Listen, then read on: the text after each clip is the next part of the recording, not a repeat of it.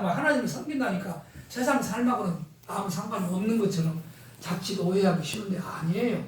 하나님을 바르게 섬기고 경외한다는 것은 이 세상의 삶을 가장 먼 거예요. 바르고 곧게 살아갈 수 있는 그런 특권을 부여받는 거예요. 성도입니다. 신관이 중요해요. 어디로부터 말미암는가? 하나님께서 계시를 주신 말씀을 통해서 하나님은 정말 지금도 살아계십니다. 그 하나님은 정말 전능하신 자로서 모든 범사를 당신의 뜻대로 행하시는 하나님이시구나 라고 욥기서를 통해서 그런 하나님을 우리에게 알려줘요. 특히 욥기서는 그런 올바른 신관이라고 하니까 한 수집을 못합시다. 참된 신관을 정립하는데 가장 유익한 말씀입니다. 이런 하나님을 바르게 알아야 코로나 지금 왔습니다. 코로나는 현실. 코로나는 현실도 욥이 당한 고난에 비하면 비교가 돼야 안 돼요. 아무것도 안 되는 그런 고난 앞에서 모든 세상 사람들이 다 뭐하고 있어요, 지금? 벌벌 떨고 있지 않습니까? 그 인간의 한계지 않습니까? 그런 사태를 어떻게 바라보느냐? 이게 어디로부터 가능한 거예요? 신관에 의해서만 그것이 현실을 판단하고 이제 해석하는 그런 첩경이다. 다른 길이 없어요. 우리가 욥기서를 확인해서 욥이 주장한 대로 그런 욥의 신관에 하면 지금 이렇게 무서운 그런 재앙과 코로나도 하나님의 뜻 가운데서 지금 세상을 지금 이렇게 코로나가 번지고 있구나. 이렇게 해석을 하는 거예요. 그럼 그게 왜 명확한 답인가 하면 현실을 이렇게 회피하려고 도피하려고 하는 게 아니에요. 이거 안 돼요. 이거 그 우연이야. 그냥 그저 듣고야. 생각하지 마. 이렇게 사람들은 머리를 흔들면서 나에게 다가오는 고통이나 고난의 문제, 해석되지 않는 세상의 문제를 그렇게 떨쳐버리고 자신을 위로하려고 하지만 그렇게 위로가 되지 않지 않습니까? 반드시 머리에서 뭐가 돼요? 정리가 돼야 돼요. 생각이, 사상이. 그래야 이 현실이 나를 엄습해서 이제 나를 뒤엎는, 짓누르는 스트레스가 되지 아니하고 현실을 내가 뭐하게 돼야 돼. 이 신관을 가지고 있으면 올바른 신관을 가지고 모든 현실을 내가 품에 안게 돼 있다. 내 품에 쑥 들어와버려, 현실이. 그러면 현실에 들어오면 그게 뭐예요? 그걸 승리라 그러는 거예요, 승리. 이 속은 이만한데 이게 현실이 크니까 이걸 집어넣으려고 안 들어가니까 이게 뭐가 있겠어요, 서로 부딪히니까. 아픔이 있지 않겠어요? 그 고통이에요. 고통이라는 것은 현실을 품어내지 못하는 그로 말미암아 생기는 발현하는 그런 이제 아픔을 우리가 고통이라 그러는 것이거든요. 그럼 고통을 이거 안 들어가는 거 아픔을 없애려면 어떻게 해야 되겠어요? 마음을 넓혀라. 어떻게 해야 마음이 넓어 세상을 품에 안게 살 수 있는가? 하나님을 알면. 그게 욥기서가 입증해 주지 않습니까? 그런 무서운 고난이 와도 벌벌벌 떨지 않고 하나님을 원망하지 않고 어떻게 해요? 이게 하나님의 뜻이었습니다. 오히려 뭐라고 하냐면 나를 천문같이 나오게 하시는 하나님의 뜻임을 내가 알았습니다. 참 멋진 신앙의 고백을 하지 않습니까? 욥에게만 된 게 아니에요. 우리의 삶에도 이런 삶을 부지기게 우리가 알게 모르게 사실 살아온 거예요. 우리는 지금 이 광야길을 가고 있어 여러 가지 어려움이 오지만 그걸 지금 뭐 했으니까 다 품어냈으니까 머리에 그런 고통을 담아내지 않고 평안한 마음으로 여기까지 왔지. 그러지 않으면 그 머리가 모여져 버려요. 이해했기 때문에 세상을 그나마라도 이만큼 이해하는 가운데 살아왔기 때문에 이만큼 존재하고 왔지. 그걸 다가오는 모든 스트레스를 다 이해하지 못해서 갈등하고 살았다면 못 살을 거예요. 우울증이 걸리거나 무슨 병으로 가가지고 이제 치명적인 그런 아픔을 당할 수도 있죠. 이해라, 이해. 뭐가 잘못되면 어려움이 오면 뭐라고 그래, 사람은. 세상에서 뭐라고 그래. 야, 나 참 저놈 죽겠어. 그러면 뭐라고 해, 옆에서. 야, 이해해라. 그렇잖아요? 이해라는 말이 좋은 말이에요.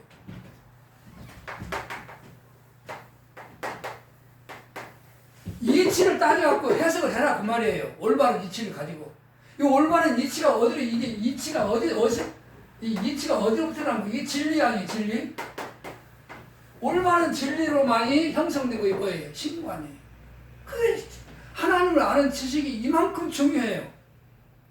중요하다는 걸 우리가 친구들과 욥의 그런 삶의 그 양상을 보면서 확인했지 않습니까?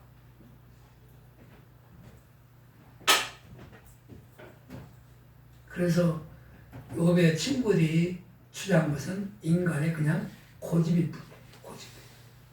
사상이 굳어지면 고집이 되거든요. 근데 욥이 주장한 욥의 그런 주장은 신관이에요. 하나님을 아는 지식으로부터 말미암은 이거 신관에서 뭐가 온다?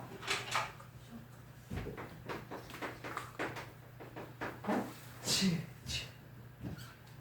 그 지혜가 있으면 뭐 한 거예요? 세상을 이기는 거예요. 지혜가 있어요. 세상을 이긴다는 것은 어떤 좀 어려움이 와도 넉넉히 이길 수 있는 거예요. 품성. 그렇게 살고 싶지 않아요? 그런 하나님 아는 지혜가 있으니까 그렇게 했다니까. 코로나가 아니라 별거 다 와도 그게 두렵지 않다는 얘기가 아니에요. 우리가 육신을 입었기 때문에 그런 세상적인 어려움이 오면 먼저 1차적으로 어떤 마음이 들어요? 두려워서 그걸 피하고 싶은 마음이 있어요. 욥의 그 기도 가운데 이런 기도가 있어요. 하나님, 사람이 넘어질 때 손을 짚지 않습니까? 넘어지려고 하는데 손 짚어놔야 짚게 되나요? 그냥 엉겁게 손이 짚어지잖아요. 그런 것처럼 고난을 당하면 당연히 하나님 앞에 고난을 호소할 수밖에 없는 것이 우리 인간이지 않습니까? 마치 하나님을 믿으면 그냥 세상 거 상관없이 해탈해가지고 불교에서 말하는 것 같은 해탈해가지고 붕 떠가지고 사는 것처럼 보이지만 고난 주시면 고난 가운데서 고난을 뭐하고 호소하고 감내하고 인내하고 살고 그런 가운데서 다른 게 뭐예요? 우리에게는 뭐가 있어요? 고난 중에 뭐가 있어요? 기도가 있어요. 기도. 욥이 마지막 기도. 전부 기도로 이루어가지 않습니까? 그래서 바울도 형통할 때 뭐하고 자기 자랑하지 말고 하나님 은혜를 뭐하고 찬송하고 고난 당하느냐 고난 중에 있느냐 하나님께 뭐해라 기도해라. 왜 하나님 고난 당하면 욥기서 보니까 왜 고난 당하면 하나님께 기도해야 되는 것이 당연하죠? 무능하니까 괴로우니까 의지할 때 잘. 고난보다 형통이 좋아서 그런 게 아니라니까. 하나님 하셨으니까. 고난을 주신 분이 누구시기 때문에 하나님이시기 때문에 그러므로 고난을 거두신 분도 누구시다? 하나님이시라는 그런 신관을 가져야 그렇게 가져서 나오는 기도를 그게 참된 기도라 그러는 거예요. 나 고난 싫어요 지금. 내 사업 망하는 거 내가 싫은데 하나님 좀 이거 나 좀 좋게 사업 좀 흥하게 해주세요. 이렇게 하는 기도는 그 하나님을 향한 기도가 아니죠. 뭘 구한 거예요? 그걸 야고보에서 보니까 정욕을 구한 것이다. 나를 내 유익을 위해서 구했기 때문에 왜 우리 고난 중에서 고난 가운데서 나를 하나님 꼭 구출해 주십시오. 이런 그런 기도가 전체 맥락을 쓰고 이 성경 전체에서 계신 하나님의 뜻 가운데서 그 이해되어지는 거예요. 반드시 우리는 어떤 가운데 고난이 있어 반드시 우리에게 뭐가 보장이 되어 있어요? 영원한 평안이 보장되어 있지 않습니까? 그 궁극적으로 그 평안을 구하는 거예요. 성도는 이 땅에 밥 먹고 잘 사는 부귀 영화를 우리가 기도하는 것이 아니라 친구들 끝없이 뭐 한 거예요? 어려우냐 기도해라. 기도해서 이 땅에서 잘 먹고 잘 살아야 되잖아. 이 말이거든요. 그런데 욥은 보면 자기가 당하는 고난하고는 아무 상관없는 사람처럼 상관 있어요. 왜 있어요? 나 죽겠습니다. 하나님. 그렇잖아요. 그러나 이 고난이 내가 원한다고 내가 바란다고 이 고난이 멈추는 것이 아니라 당신의 정하십니다. 뜻 가운데서 내 고난을 변할 수 있기 때문에 언제인지 당신의 뜻을 하나님 뜻을 구한 것이죠.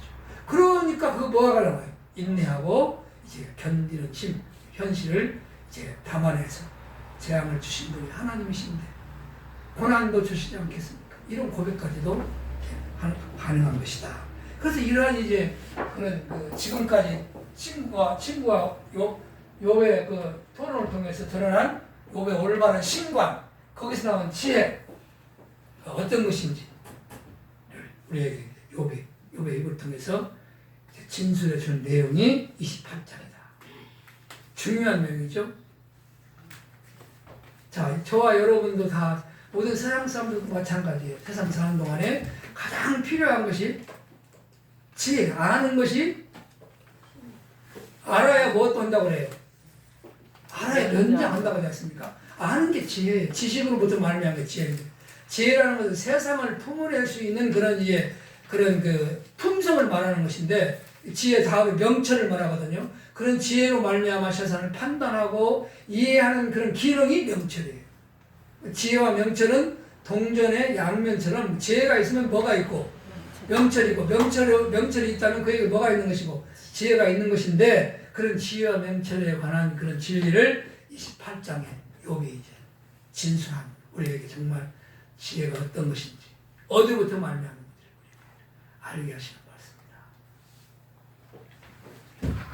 그래서 27장까지 토론 내용과 전혀 상관없는 그런 그 진술 내용이 아니라 가장 밀접하게 관계가 있는 욥의 진술 내용이라는 것을 우리가 확인해야 뭐예요? 아까 그래야 그런 맥락에서 이해해야 지혜라는 것이 이해가 된다 그 말이에요.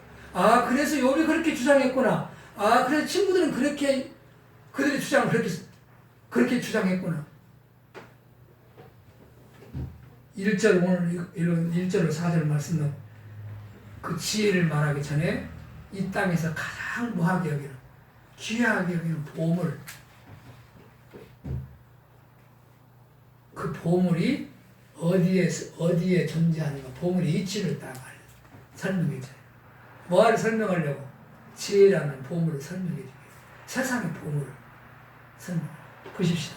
은은 나는 광이 있고 연단하는 금은 나는 곳이 있으며 은이나 금이나 다 모으는 곳이 있다. 나는 곳이 있다. 있는 장소가 있다 이 말이죠. 거하는 장소가.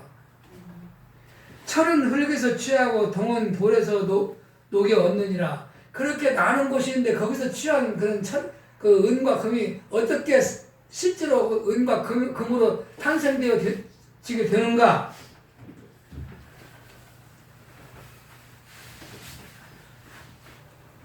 철은 흙에서 취하고 동은 돌에서 녹여 얻느니라. 그게 그런 녹이 그냥 바로 있는 곳에서 캐낸 것이 캐내면 그게 은이 아니라 그걸 뭐 해야 되는 거예요? 가공해야 되는 거예요. 다 잘 다듬어서 이제 그 유익한 그런 이제 광물이 되는데 사람이 흑암을 파고 끝까지 궁구하여 음료와 유황 중의 광석을 구하되 사람 사는 곳에서 멀리 떠나 구멍을 깊이 뚫고 발이 땅에 닿지 않게 달려내리니 멀리 사람과 격절되고 흔들흔들 하느니라. 이 말은 그렇게 귀한 보물이 어디 장소가 있는 장소가 어디인가 너무 깊은 곳이기 때문에 그것을 구하기 위해서 많은 사람들은 그 보물이니까 보물이라면 뭐예요? 가치로운 것이니까 사람들이 그걸 캐는 것이죠. 깊이 땅속 깊이 뚫어가지고 그 깊은 데서 발이 닿지 않고 흔들흔들 정도를 깊이 뚫고 내려가서 그 있는 곳에서 보물이 있는 곳에서 보물을 취하게 된다. 사람이 보물이 그냥 주어지는 것이 아니라 땅바닥에 흐르면 뭐예요? 여기 땅바닥에서 아무 때나 발견했으면 그걸 뭐라고 그래요? 돌이고 그렇게 세상에 쉽게 발견할 수 없기 때문에 뭐라고 하는 거예요? 보물이라 그런 거예요. 보물하면 희귀성을 나타내잖아요. 흔하지 않은 것. 왜 흔하지 않은가? 함부로 사람이 없거나 취할 습득할 수 없는 거. 왜? 깊이 땅속에 묻혀있기 때문에.